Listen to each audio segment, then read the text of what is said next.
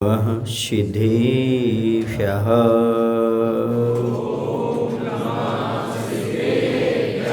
ॐ नमः सिद्धेभ्यः ॐ नमः सिद्धेभ्यः विद्यासागर है मम गुरु नमन करो सो बार इस धरती पर फिर गुरु आ जाओ एक बार, आ जाओ एक बार। बोलिए अहिंसा परमो धर्म की जय।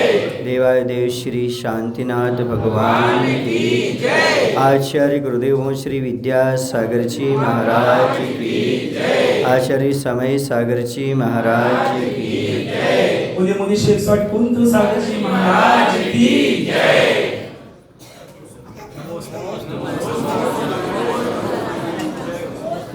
बहुत दिनों से आपस में जय जिनेंद्र करने वाले हमसे भी जय जिनेंद्र करके बात करते थे। महाराज जी जय जिनेंद्र सोसाइटी से आए हैं। अब जय जिनेंद्र सोसाइटी परिवार में बैठे हैं, ना पैसा लगता है ना खर्चा लगता है। आपस में एक बार जय जिनेंद्र बोलिए, सबको अच्छा लगता है।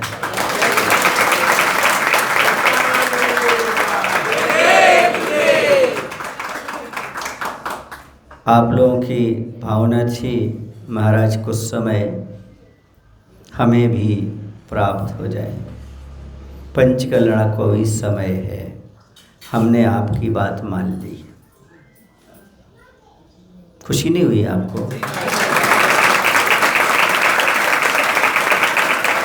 हमने आपकी बात मान ली, आप खुश हो गए। अब आप चाहे तो कि हम भी खुश हो जाएं, तो आपको क्या करना पड़ेगा? पंचकर्णक में आपको भी पहुंचना पड़ेगा।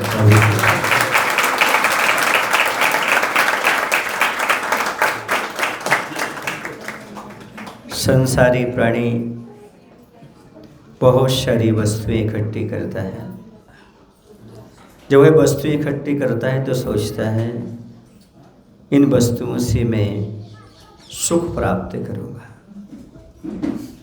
चाहे धन हो, चाहे मकान हो, चाहे फर्नीचर हो, चाहे टीवी हो, चाहे कूलर हो, चाहे फ्रिज हो, जो कुछ भी है उन सबको इकट्ठा इसलिए करता है कि हमें सुख की प्राप्ति हो। सुबह से लेकर के शाम तक जो कुछ भी क्रियाएं करता है उसके पीछे उद्देश्य यही रहता है कि हमें सुख की प्राप्ति हो, हम सुख शांति से अपना समय व्यतीत कर सकें। क्योंकि कोई भी व्यक्ति दुख नहीं चाहता, हर व्यक्ति चाहता है कि हमें सुख की प्राप्ति हो। लेकिन मैं पूछना चाहता हूँ, क्या मकान बनाने से सुख मिल गया? क्या शादी करने से सुख मिल गया?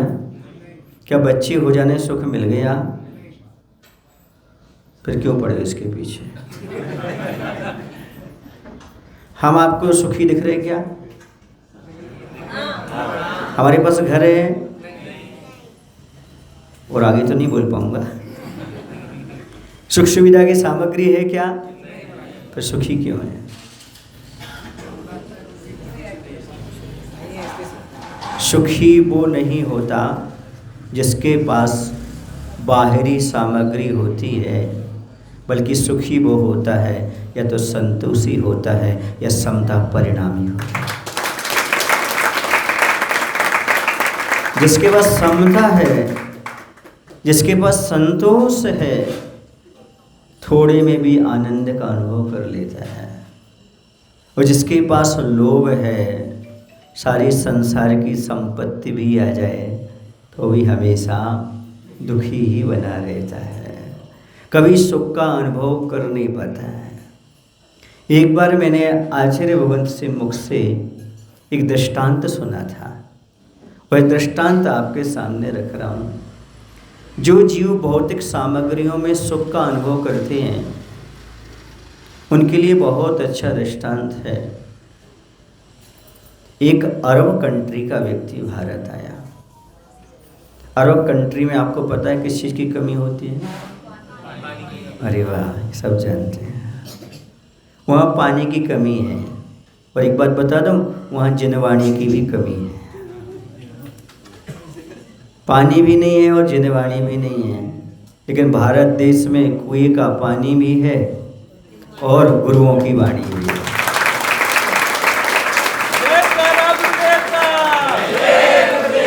जहाँ कुएं का पानी अहिंसा सिखाता है, वहीं गुरु की वाणी हमें हिंसा का पालन करना सिखाती है। जिस देश में जब तक कुएं का पानी और जिनवाणी का पान होगा, वहाँ धर्म रहेगा और सुख चैन हमेशा बना रहेगा। क्योंकि दोनों चीज़ें अहिंसा से संबंध रखने वाली होती हैं, तो वहाँ पर पानी नहीं है। पहली बार भारत आया, एक लॉज में रुका।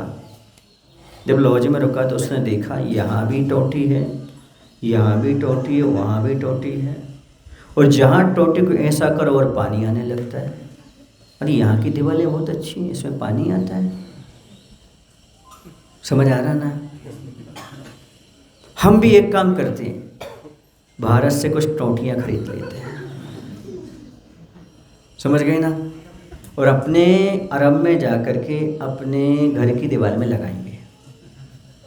समझ गए ना आप लोग कि नहीं? वह गया और बहुत सारी उसने टोटियाँ खरीद करके रख ली। जो लॉज की व्यवस्था करने वाला था उसने पूछा, भाई इतनी सारी टोटियाँ क्यों खरीद ली आपने? बोली भारत की टोटी है, और भारत की टोटी से हमेशा पानी निकलता है। समझ आ रहा है आपको? इसलिए मैं इन टोटी को ले जा रहा हूँ और अपने अरब में जा कर के मैं खूब पानी पीऊँगा, उपयोग करूँगा। उसने कहा, भोले प्राणी, इस टोटी से पानी नहीं निकलता।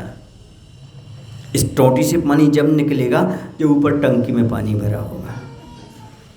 यदि ऊपर टंकी में पानी नहीं भरा हो तो टोटी से पानी नहीं निकलता। ऐसे ही इन भौतिक सामग्रियों से सुख नहीं मिलता। यदि जीवन में पुण्य का टैंक भरा है, धर्म का टैंक भरा है, तो ये सब शक्तियाँ आपको सुख दे सकती हैं। यदि माँ टोटी से ही पानी आने लगे, समझ रहे आप लोग कि नहीं, फिर कहना ही क्या है। ऐसे ही बाहर की वस्तुओं में सुख मिलने लगे तो फिर कहना ही क्या है। इतनी युद्ध होए क्यों, इतनी लड़ाई झगड़े होए क्यों, इतना सारा पाप होए क्यों? याद रखना, जैसे टोटियों से पानी नहीं आता, टंकी खाली हो तो भी नहीं आता, टंकी भरी हो तभी आता है। उसी प्रकार से जो व्यक्ति बाहर की वस्तुओं का उपयोग कर रहा है, बाहर की वस्तुओं का सेवन कर रहा है, यदि पुण्य का उदय है तो ही उसमें आनंद आएगा, वरना भोग भोगते हुए दुख का अनुभव करता रहेगा। बहुत सारे लोग हैं जो मकान बनाने के बाद, शादी करने के बाद भी दुखी है। पूछो क्यों? अब बच्चे हों तब तो। शादी हो गई, मकान हो गया, बच्चे हो गए, पर बच्चे किसी की मानते नहीं, सो भी दुखी है। किसी के बच्चे मानते हैं, सुन रहे ना, लेकिन अपना शरीर साथ नहीं देता। किसी का शरीर साथ देता है, बच्चे भी मानते हैं, और पड़ोसी परेशान करता है। समझ रहे हैं आप लोग? ये सारी विडंबनाएं क्यों हैं? क्योंकि हमारे पास टोटियाँ तो हैं पर टंकी में पानी नहीं है। व्यवस्थाएं तो हैं पर पुण्य कम पड़ रहा है। पुण्य को बढ़ाने का प्रयास। जितना पुण्य बढ़ाते चले जाओगे, जितना धर्म करते जाओगे, उतनी ये सारी व्यवस्थाएं आपको सुख देती चली जाएंगी। व्यवस्थाएं ना भी होंगी तो भी सुख मिलेगा, कम व्यवस्था में भी सुख मिलेगा। ना मानो तो बाहुबली से पूछ लो, कम व्यवस्थाओं में भी सुख मिलेगा। क्यों? संतोष है। मैं कम से कम सच्चे देवशास्त्र गुरु की उपासना तो कर रहा हूँ, सुबह से उठ करके प्रतिक्रमण कर लेता हूँ, सामायिक कर लेता हूँ, बहुत बड़ी बात है। अमीर वो नहीं होता जिसके पास धन दौलत होती है। अमीर वो होता है जिसके हृदय में भगवान के प्रति भक्ति होती है। भगवान के प्रति भक्ति है तो समझ लेना आप बहुत बड़े आदमी हैं, दौलतमंद आदमी हैं। मैंने एक बार सब लोग शाम को बैठे थे, शाम को बहुत सारे युवा बैठते हैं तो थोड़ी सी हंसी मजाक भी हो जाती है, मनोविनोद भी हो जाता है। तो मैंने उससे कहा भाई मैं तो बहुत गरीब आदमी हूँ, मैं तो बाहर से बहुत गरीब दिखता हूँ, मैं बाहर से बहुत गरीब दिखता हूँ, पर सच मानिएगा अंदर से भगवान के बहुत करीब रहता हूँ। मैं आप जैसा अमीर नहीं होना चाहता और भगवान से दूर नहीं होना चाहता, मैं तो इतना गरीब होना चाहता हूँ कि भगवान के और करीब होना चाहता हूँ। मैं तो और इतना गरीब होना चाहता हूँ पापों से, कसायों से, परिग्रह से, कि एक दिन खुद भगवान होना चाहता हूँ।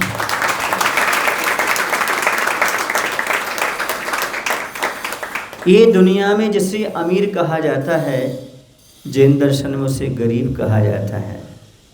और जितनी ये सब चीज़ें, दुनिया की चीज़ें छोड़ करके जो परिग्रह का त्याग करता है वो उतना बड़ा आदमी माना जाता है, वह आत्मा उतनी महान होती चली जाती है। अपने जीवन में ये ध्यान रखना है, ये वस्तुएं तो इकट्ठी कर लो कोई बात नहीं है, पर ये वस्तुएं खट्टी ना लगें। जो आपने वस्तुएं इकट्ठी की हैं ना, वो खट्टी ना लगें, उन्हें मीठा स्वाद आए, तो बीच बीच में धर्म ध्यान भी करते रहा करो। जहाँ आपको जैसा अवसर प्राप्त हो उस अवसर का लाभ लिया करो। चाहे आपके यहाँ पंचकणक हुआ, चाहे अन्य जगह पंचकणक हुआ, आपने लाभ लिया। वैसे यदि आगे आपको अवसर मिल रहा है गुरुओं की कृपा से, तो आगे भी आपको अवसर का लाभ लेना चाहिए, चूकना नहीं चाहिए।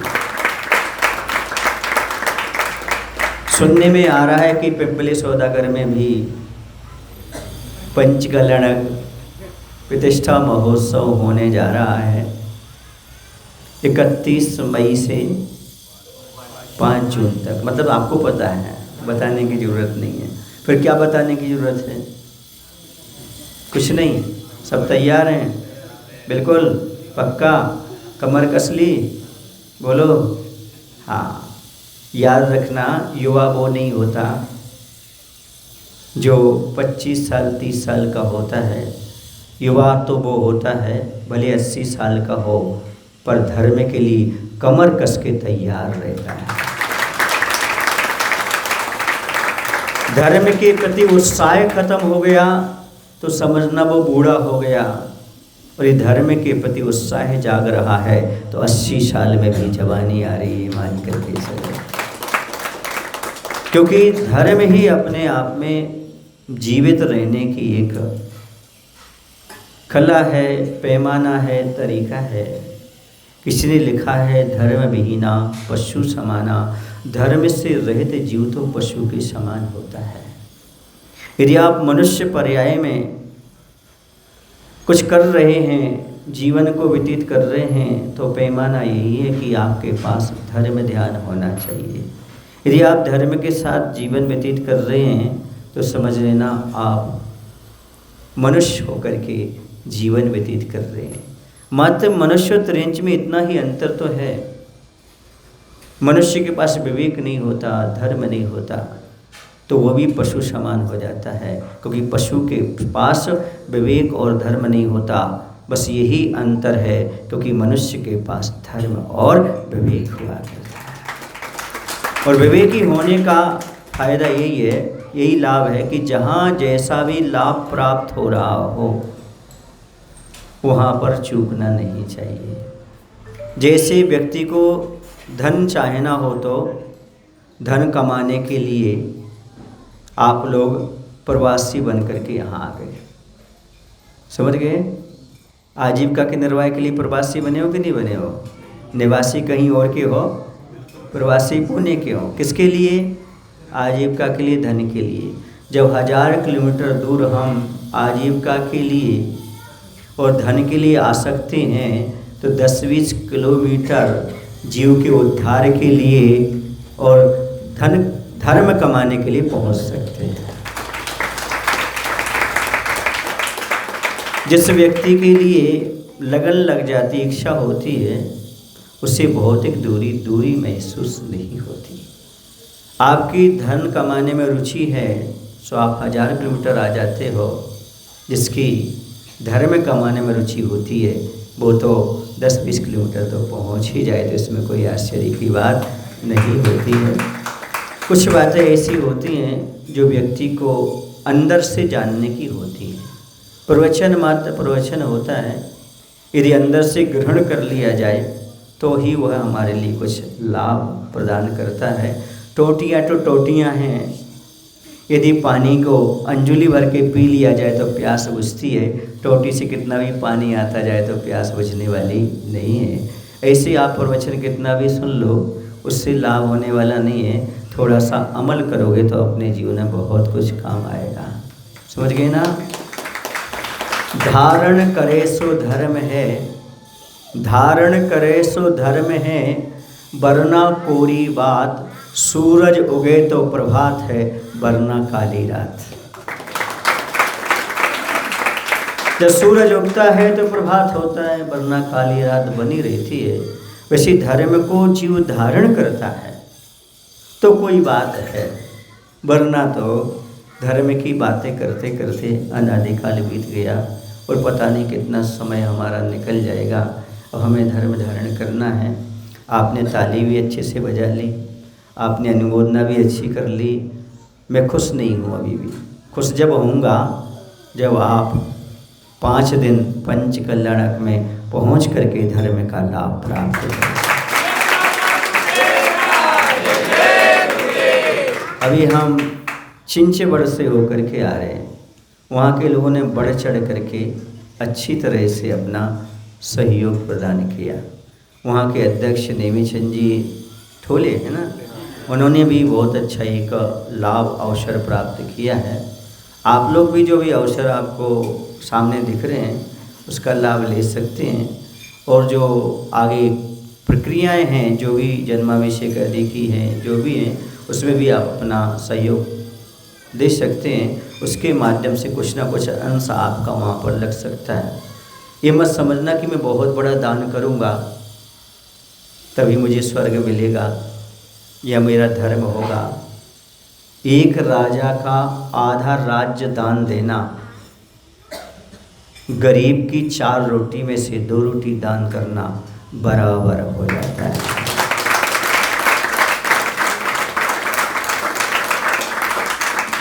दान देना, हर्षपूर्वक देना, सहयोग करना, हर्षपूर्वक करना, अपना समझ करके करना, फिर देखना उसकी कीमत अपने आप बढ़ती चली जाती है। आप कोई कार्य करो ना करो, लेकिन मन से स्वस्थ बने रहो। मन से भावना भाव कि भगवान मुझसे जितना बनेगा, जैसा बनेगा, समय का दान, तन का दान, मन का दान, धन का दान, जितना बनेगा, मैं जहाँ भी पंचकणक प्रतिष्ठा होगी, जहाँ भी कोई अच्छा आयोजन होगा, उसमें देने का भाव बनाऊंगा। और यदि आज से आपने देने का भाव बनाया, जब वो कार्य होगा, आज से आपका पुण्य का संचय प्रारंभ हो जाएगा। नहीं महाराज जी, मैंने मानस बनाया अगले पंचकणक में करूँगा। चलिए, जिनका मानस ये है कि आगे भावी काल में जब पंचकणक होगा तब करूँगा, मैं कह सकता हूँ कि पंचकणक तो होगा, पर उस समय आप होंगे क्या?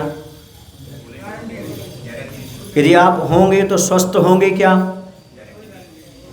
आप उस लायक हो पाएंगे क्या? गारंटी नहीं है। फिर आप लोग एक छोटे से माइक की गारंटी तो देते हैं, ये 5 साल की गारंटी है। एक पिलाई होती है ना, पिलाई पे भी लिखा रहता है 5 साल की गारंटी है। बोलो ना भाई, मोबाइल लेते उस पर भी गारंटी होती होगी, सिम पर भी गारंटी होती कि नहीं? कुछ पेन ड्राइव पर होती है, सब पर होती है। अच्छा, जिसने गारंटी लिखी उसकी क्या गारंटी है? जिसने इन सब चीज़ों पर गारंटी लिखी उसकी क्या गारंटी है? जब वही प्रमाणिक नहीं है तो अन्य की गारंटी मानना ही नहीं चाहिए। पर मैं गारंटी अवश्य देता हूँ, जो व्यक्ति आज का सदुपयोग कर लेता है, समझो उसने पूरी जिंदगी व्यतीत कर लिया है। उसने पूरा जीवन जी लिया, अच्छी तरह से जी लिया।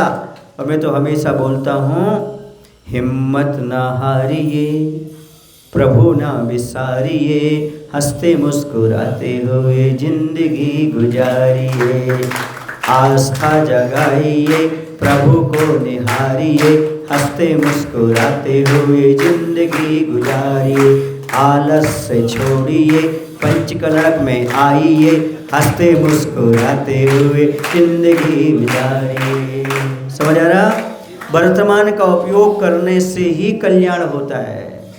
जो कल पर डिपेंड रहता है, समझ लेना वो कभी भी कल्याण कर नहीं सकता। सामने जो हमें मिल रहा है उसे अच्छी तरह से लेने का प्रयास कर लो, वही हमारे लिए कल्याणकारी है। यहाँ पर घड़ी तो दिखाई दे नहीं रही है, पीछे है, कोई बात नहीं। वैसे तो मैं हर घड़ी हूँ, कल भी था, आज भी हूँ, और हाँ, इसलिए मैं हर घड़ी हूँ। हाँ ठीक है, 9:44 हो गए कि 8:44 हुए? और अभी तो बहुत टाइम है फिर तो। हाँ तो सुन, भाई ने अपनी कलाई की घड़ी उतार करके यहाँ रखी, सुन रहे आप लोग कि नहीं? जिस घड़ी पर तेरी अंतिम घड़ी आएगी, हाथ की कलाई की घड़ी कलाई में पड़ी रह जाएगी। घड़ी उठाने वाला ये भूल जाता है, घड़ी उठाने वाला ये भूल जाता है, एक दिन वो घड़ी आएगी जो हमें भी उठा ले जाएगी। जो व्यक्ति घड़ी उठाते समय इतना याद रखे, घड़ी देखते समय ये याद रखे, एक दिन हमारी भी घड़ी आएगी, तो मैं कहता हूँ एक घड़ी भी वह बेकार नहीं गमाएगा भगवान की भक्ति और दान करने में। अभी रास्ते में चले आ रहे थे तो राजेश भाई थे, वो हमसे हाँ चिंचोड़े बोले, महाराज जी हमें शॉर्ट में समझा दो, हम आगे क्या करें, हमें शॉर्ट में समझा दो, हम आगे क्या करें। तो हमने कहा अपन रास्ते में है, रास्ते की बात कर लेते हैं। हमने उनसे कहा अवसर मिला है तो, अवसर मिला है तो सफ़र मंजिल की करो, अवसर मिला है तो सफ़र मंजिल की करो, रास्ते में पड़े रहना तो कचड़े की निशानी है। यदि रास्ते में पड़े हो तो समझो कचड़े जैसे हैं। यदि अवसर मिल रहा है, आपको समय मिला है, तो मंजिल की बात करो। और मंजिल क्या है? बिल्कुल नहीं, पंचम काल में बिल्कुल नहीं। अपनी मंजिल है अपने तक आना, जो अपने तक आ गया समझो मोक्ष पहुंच गया। कहाँ तक आना है? बस अपने तक नहीं आ पा रहे हम, सब जगह आ गए, सब जगह घूम लिया हमने, पर कहाँ तक नहीं आ पाए? अपने तक नहीं आ पाए। अच्छा ये बताओ, आप लोग कहीं बाहर जाते हो अपना घर छोड़ करके, महीनों से प्लानिंग करते हो, महीनों से प्लानिंग करते हो, मुझे वहाँ जाना, वहाँ जाना, वहाँ जाना, और जैसे ही आप घर छोड़कर वहाँ पहुँच जाते हैं, आपको कब लगने लगता है अब घर जाऊँ? बोलो ना भाई, 2-4 दिन में ही लगने लगता है पक्का? पक्का। ऐसा क्यों होता है? ऐसा क्यों होता है? क्योंकि आपको अभ्यास हो गया है अपने घर में रहने का। क्या हो गया है? अभ्यास हो गया है आपको अपने घर में रहने का। वैसे हम मुनिराज सबको आशीर्वाद देते हैं, उपदेश देते हैं, थोड़ा बहुत घूम लेते हैं, उसके बाद फिर अपने में आ जाते हैं, क्योंकि अपना घर ही अच्छा लगता है। नई नई आँखों को हर मंजर अच्छा लगता है, नई नई आँखों को हर मंजर अच्छा लगता है। बहुत घूम लिए शहर में, अब तो अपना ही घर अच्छा लगता है। बहुत घूम लिए शहर में, अब तो अपना ही घर। जिस व्यक्ति को अपने घर में अच्छा लगने लगता है, वो शहर घूम करके शाम को लौट करके आ जाता है। वैसे जिस जीव को अपना आत्म तत्व अच्छा लगने लगता है, जिसे अपने घट अच्छा लगने लगता है, वह सारी क्रियाएं करते हुए भी अपने घट का प्रयास करता है, सामायिक ध्यान अवश्य करता है ताकि अपने घट में आ सके। आप लोगों ने ताली अच्छे से नहीं बजाई, लगता है समझ में नहीं आया। ये बात इतनी जल्दी समझ में भी नहीं आएगी, क्योंकि आपने अभी तक अपने घर में गए ही नहीं हो, अभी तक आपने अपना घर देखा ही नहीं है, कहाँ कहाँ भटकते रहे। इसे किसी कवि को लिखना पड़ा, हम तो कवहु न निजे घर आए, हम तो कवहु न निजे घर आए, पर घर फिर तो बहुत दिनों बीते, नाम अनेक धराए, हम तो कवहु न निजे घर आए। वो क्या कहना चाहते हैं?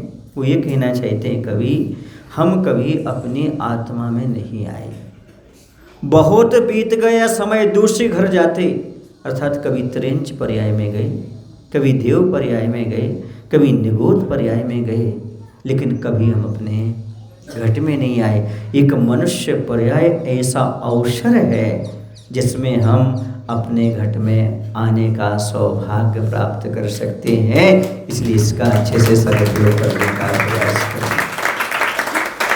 जहाँ आत्मा से परमात्मा बनने की प्रक्रिया दिखाई जाती है, उसका नाम पंचकलनक होता है। उस प्रक्रिया को देख करके हो सकता है आपके अंदर भी भाव पैदा हो सकते हैं कि मैं भी एक सहज आत्मा से परमात्मा कैसे बन सकता हूँ और अपने जीवन में कैसे निर्माण कर सकता हूँ। अभी अमित सागर महाराज नहीं, अमित सागर ने एक बात कही थी कि संत आ जाते हैं तो बसंत ऐसा लगता है। मैं थोड़ा सा उनकी बात को आगे बढ़ा दूँ। जब बसंत आता है तो प्रकृति में रंग भर के जाता है। जब बसंत आता है प्रकृति में रंग भर के जाता है, वहाँ खुशहाली और हरियाली नज़र आती है। और जब संत आता है तो संस्कृति में रंग भर करके जाता है, समाज में लहर आ जाती है, समाज में खुशहाली आ जाती है, समाज आनंद का अनुभव करती है। जैसे वर्तमान में जय जिनेंद्र सोसाइटी परिवार आनंद का अनुभव कर रहा है।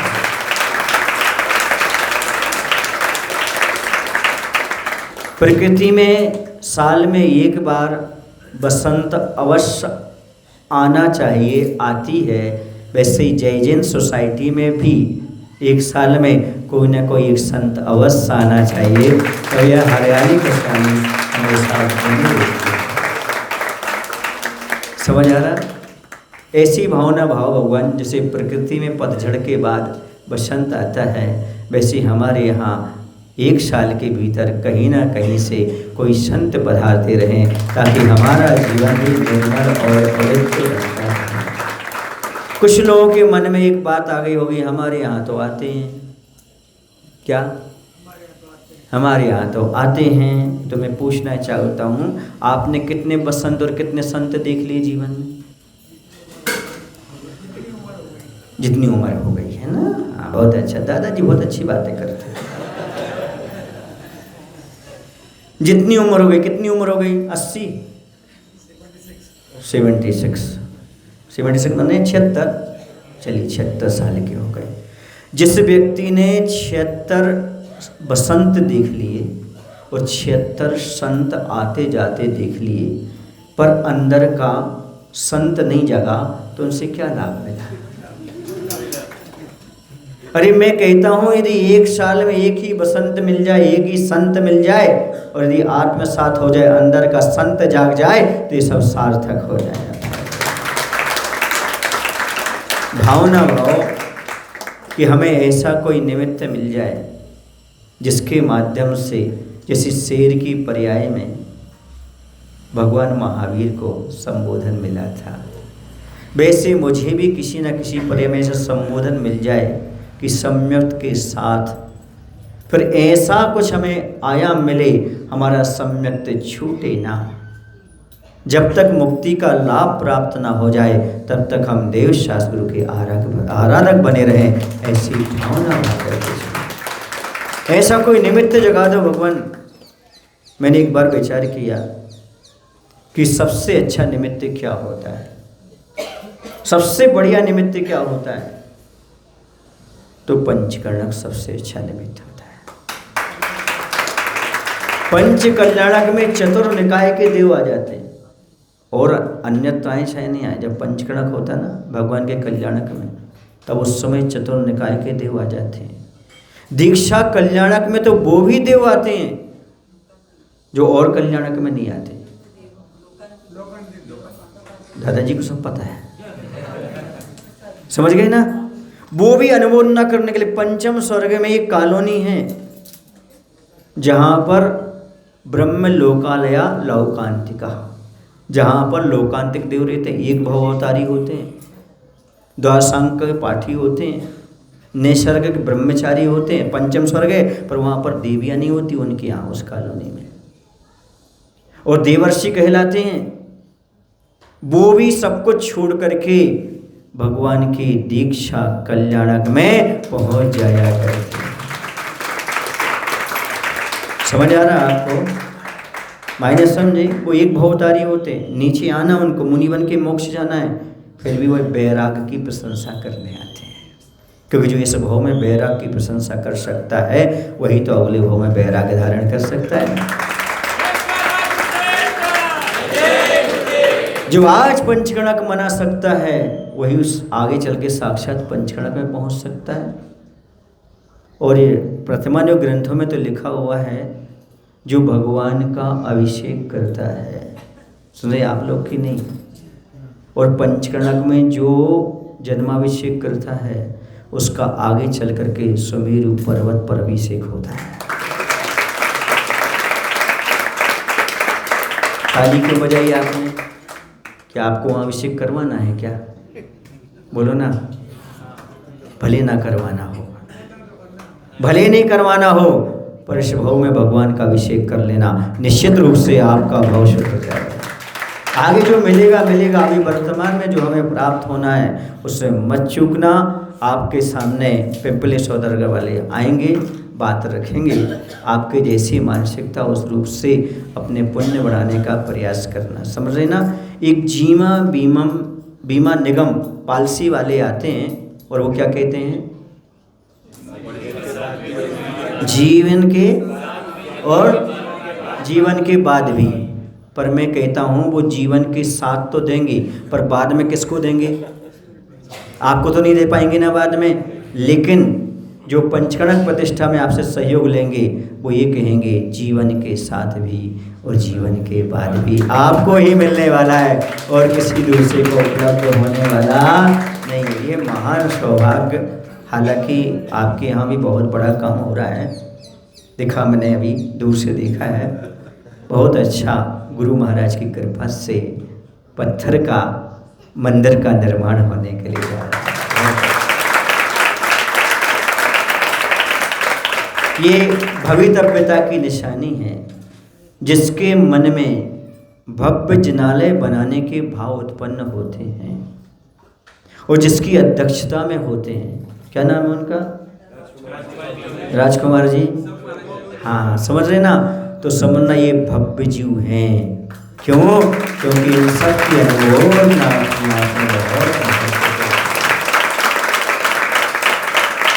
ये सहज काम नहीं है। बहुत सारे राजा महाराजा संपत्ति प्राप्त करके चले गए, लेकिन मंदिर बनाने के भाव पैदा नहीं हुए। आप राजा महाराजा तो नहीं हो, लेकिन मैं कहता हूँ मंदिर का निर्माण कर रहे हो तो राजा से कम नहीं हो। और अगले भाव में भी आप कोई अच्छी विभूति प्राप्त करेंगे, राजा महाराज राजा भी बनेंगे, और मैं कहता हूँ सब कुछ त्याग करके महाराजा भी बनेंगे। अब मंदिर का निर्माण शुरू कर दिया, भाव बनाना शुरू कर दिया, अभी से आपके कर्म की निजरा प्रारंभ। महाराज जी नाम भी राजकुमार जी, उनका नाम भी राजकुमार है, तो अभी राजकुमार आगे राजा बनेंगे, ये कहना चाहते थे। अरे भाई, समाज का राजा राजा ही कहलाता है। मिथ्या दृष्टियों पर राज करना बहुत कोई बड़ी बात नहीं, सम्यक दृष्टि के चार भी हों तो बहुत बड़ी बात है। इस बात को मैं एक पंडित जी की बात आपके सामने रख रहा हूँ। मैं शिवपुरी में था, वहाँ पर वो पंडित जी तो नहीं अपने आप को कहलाना चाहते थे, पर बहुत अच्छे विद्वान हैं, वो वाई के जैन हैं। वो वो वहाँ से प्रवचन सुनने के लिए आते थे ग्वालियर से, और 10-10, 15-15 दिन तक वहीं रुकते थे और स्वाध्याय में हमारे बैठा करते थे। अच्छे अच्छे प्रश्न करते थे वो, चूँकि बेनाडा जी से जुड़े हुए थे तो वहाँ से प्रश्न चलते रहते थे। समझ गए आप लोग कि नहीं? तो उन्होंने एक बात कही थी, महाराज जी मैं ग्वालियर से होकर के आ रहा हूँ, वहाँ बहुत भीड़ रहती है, जितनी भीड़ आपके पास नहीं रहती। क्या कहा? मुझे लगता था कि जहाँ तत्व ज्ञान मिलता है वहाँ पर भीड़ नहीं रहती, और जहाँ पर बातें तो होती, प्रवचन भी होता है, पर वहाँ पर भीड़ रहती है। तो मैं समझता था वहाँ पर भावना ज़्यादा हो रही है। लेकिन आज आपका प्रवचन सुन के लगा कि यदि सम्यक दृष्टि प्रभावित होता है तो प्रभावना है, सम्यक दृष्टि प्रभावित होता है तो प्रभावना है। बाकी तो डमरू वाला भी भीड़ इकट्ठी कर लिया करता है। ये मेरे शब्द नहीं थे, वो उनके विद्वान के शब्द थे। यदि एक सम्यक दृष्टि को लगे कि मुझे तत्व की बात मिल रही, एक सम्यक दृष्टि को मिले कि मेरा यहाँ आत्मकल्याण हो सकता है, तो ये बहुत बड़ी प्रभावना हुआ करती है। क्योंकि अन्य लोगों को प्रभावना करना कोई बड़ी बात नहीं है, लेकिन यदि एक सच्चे देवशास्त्र पर श्रद्धा रखने वाले व्यक्ति को लगे कि तत्व मेरा है, तो बहुत बड़ी बात है। समझ गए ना? इसी प्रकार से यदि वीतराग मंदिर की उपासना, आराधना और निर्माण करने के लिए जा रहे हो तो समझिए बहुत बड़ी प्रभावना की बात है, बहुत बड़ी बात है। अब मैं आप लोगों से एक ही बात कहूँगा, आप जिससे भी मिलें तो जय जिनेंद्र करें, लेकिन जब भी महाराज से मिलें, महाराज जी नमोस्तु, हम जय जिनेंद्र सोसाइटी से आए हैं। सीधा ये ना बोले महाराज जी जय जिनेंद्र सोसाइटी से आए, नमोस्तु। समझ गए ना? क्या बोले? हाँ, पर बोलना जय जिनेंद्र सोसाइटी नहीं, जय जिनेंद्र सोसाइटी परिवार से आए हैं। क्या आए हैं? परिवार से आए हैं। क्योंकि जो भी बाहर से प्रवासी लोग वहाँ रहते हैं, चाहे बेंगलोर में हो चाहे यहाँ हो, मैं बेंगलोर में भी था उस समय, तो ज्ञानोदय कैसे ही है, सुन रहे ना? बहुत अच्छा है, वहाँ लोग भी बहुत 400 परिवार वहाँ फैमिली रहती है। तो उन लोगों को देख करके जब आहारचर्या में देखते थे, सब एक दूसरे के यहाँ जा रहे, एक साथ अभिषेक कर रहे, बिल्कुल सेम यही पोजीशन यहाँ पर दिखाई दे रही है। तो मैं इस स्थिति में इसे समाज नहीं मानता, मैं ये मानता हूँ ये जय, जैसे वहाँ बेंगलोर में था ना ज्ञानोदय परिवार, वैसे यहाँ पर जय जिनेंद्र परिवार है। इस प्रकार से आप इस प्रकार से कार्य करते हैं, बहुत अच्छी चीज़ है। मैं इस चीज़ को देख करके बड़ा आनंदित होता हूँ। पंचम काल में भी आप लोगों की आस्था श्रद्धा वीतरागता के प्रति है, ये बहुत बड़ी चीज़ है। क्योंकि पंचम काल में मिथ्यात्व का बाहुल है, फिर भी आप लोग परदेश में रह कर के भी अपने स्वदेश की बात करते हैं, सम्यक दर्शन की बात करते हैं, बहुत बड़ी बात है, बहुत बड़ी बात है। अब समय आपका ज़्यादा नहीं ले रहा हूँ, और भी आप लोगों के कार्यक्रम में इतना ही पर्याप्त समझता हूँ। पर इतना ध्यान रखना, टोटियों से पानी नहीं आता, यदि टंकी में पानी हो तो ही आता है। इन वस्तुओं में सुख नहीं मिलता, यदि साता का उदय हो तो ही सुख मिलता है।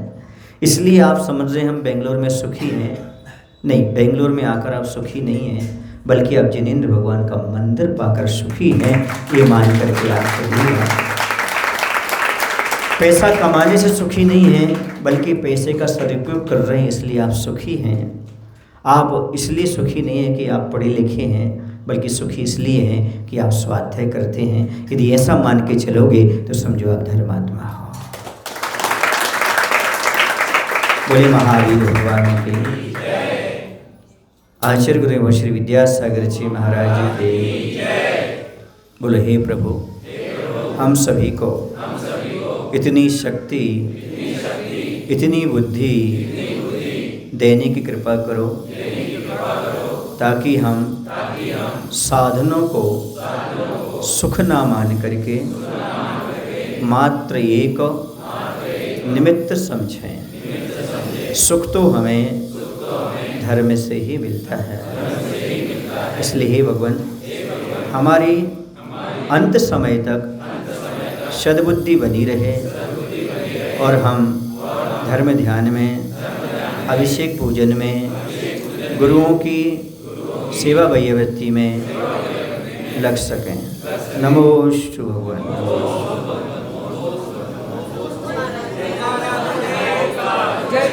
बोलो श्री सतगुरु सागर जी महाराज की जय।